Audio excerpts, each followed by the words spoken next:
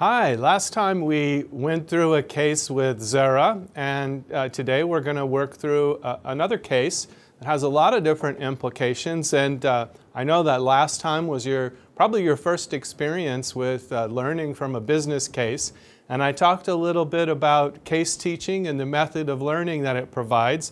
I want to extend that discussion a little bit today to talk about how cases work and they fit in business school curriculum, just to give you a feel for how we're leveraging this case and what you would like to likely see if you went on and majored in business and had more courses that taught using the case method.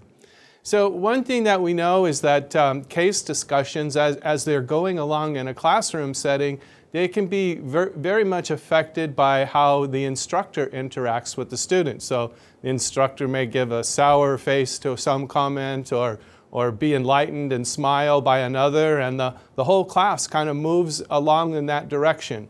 Well, that's a little bit different here, but on the discussion board that we'll be using to facilitate our case analysis, we'll also have some of that movement and we'll duplicate it in a really fun way. So I encourage you to think of the discussion board as a way to air your thoughts in a classroom setting, very much consistent with this case style of learning. Now, you might on that discussion board see me enter some follow-up questions. So if you pose something, I might want to dig a little bit deeper and force you to think your position and state things more succinctly. Now, I know it can be a little bit embarrassing because you're sticking your neck out and saying, well, here's what I think it is, but that's really what we want to get after. That's one of the interesting aspects of learning via cases. So don't be bashful and jump in and say what you think. Now, here's what I'm going to be watching for.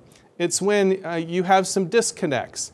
So let's say you state a few things and then you state something that doesn't necessarily follow from the logic that you've been using.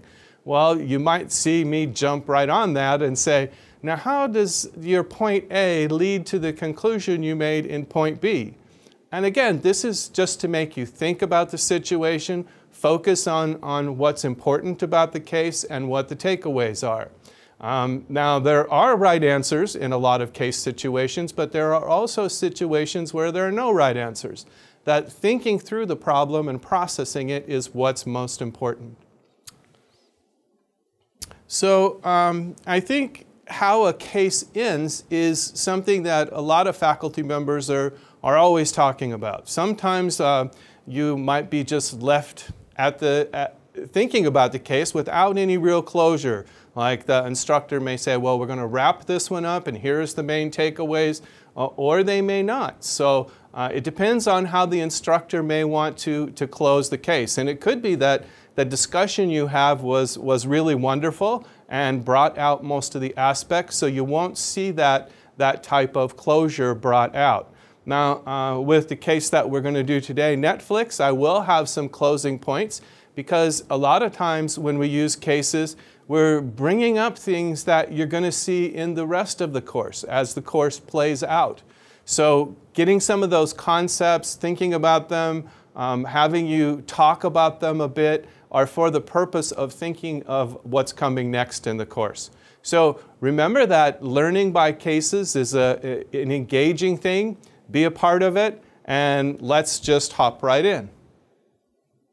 So today's case is about Netflix. And I don't know if you've used Netflix. I think you'd probably